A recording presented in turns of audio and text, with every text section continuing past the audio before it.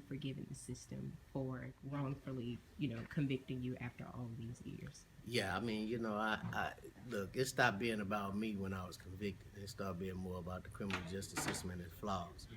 To forgive, it's not a. How do you forgive? Is not a process. You know what I'm saying? You have to believe in something greater than yourself, and it allows you to get through those moments of tragedy. And for me, it was just I continued to believe in God, and through that process gave me peace.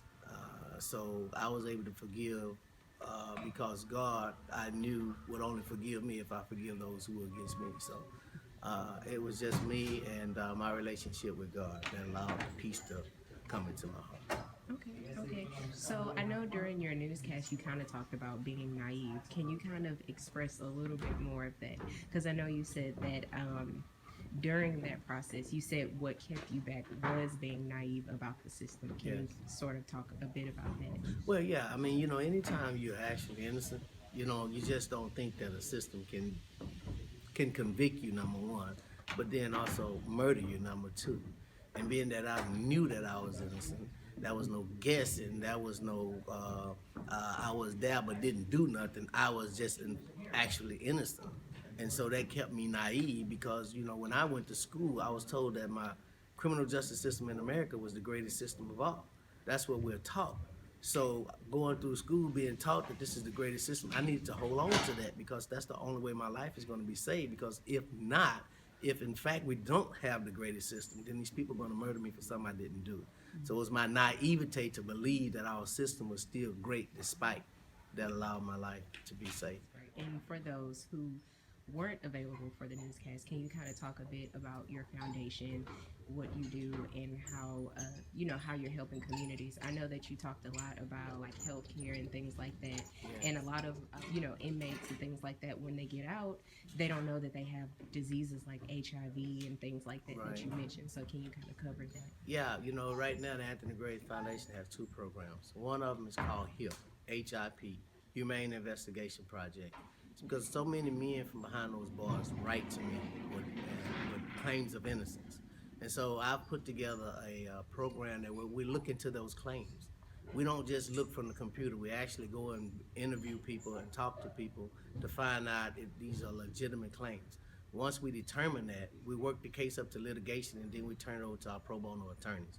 And we're always looking for pro bono attorneys if any of you out there listening that care about this kind of work. And also we have a program, it is a Graves Community Health Clinic.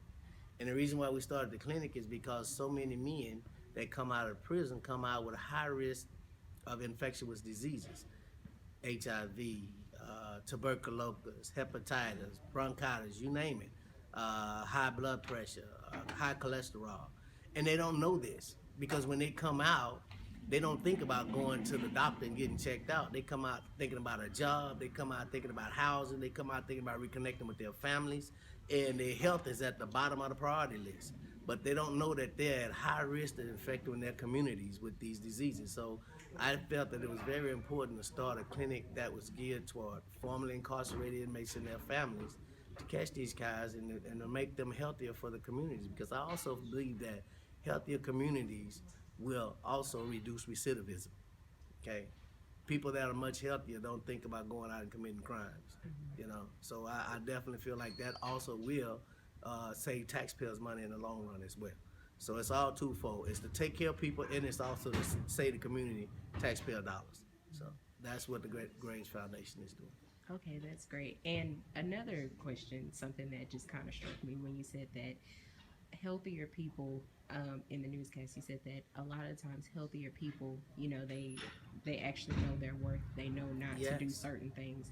What about the inmates who are not psychologically okay Yeah. once they leave? And How can they, handle things like that? Because for some, it's almost similar as if you're going back to the war or something right, like that. right. When you get out, you have all of these dreams and these nightmares, and actually how Yeah, their behavioral health issues, and we're addressing that as well at the foundation. We're addressing that because we're trying to get them counseling.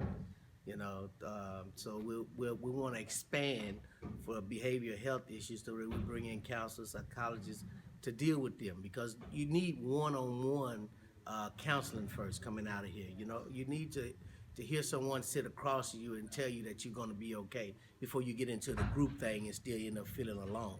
So, individual counseling is very important, and we're trying to expand the program to address those needs.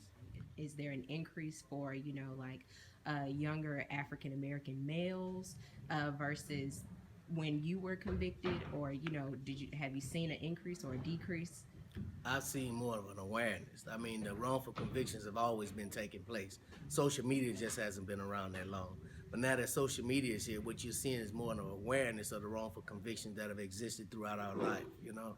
So I just think that social media is making people more vigilant about what's happening in our criminal justice system. Okay. And with the high level of mistrust, like regarding the system and police officers and things like that in media, as you said, we spread the awareness. Do you think that we are developing, or do you think that we are beginning to shift backwards in time? And what I mean by that is, for example, we have our first African American president.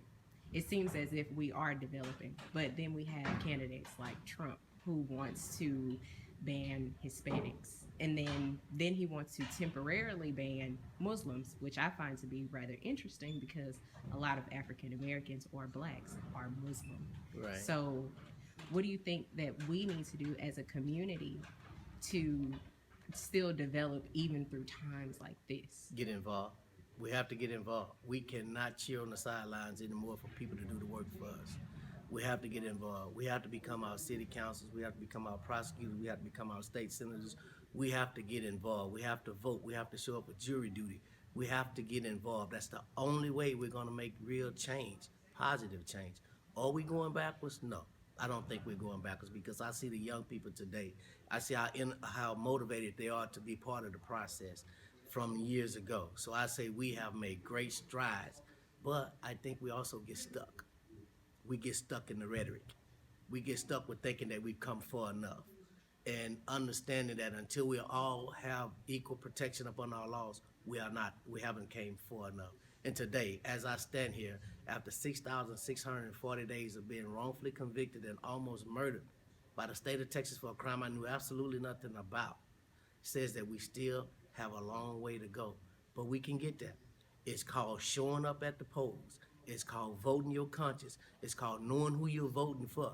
It's called making this a priority in your life to get involved in a system for the change.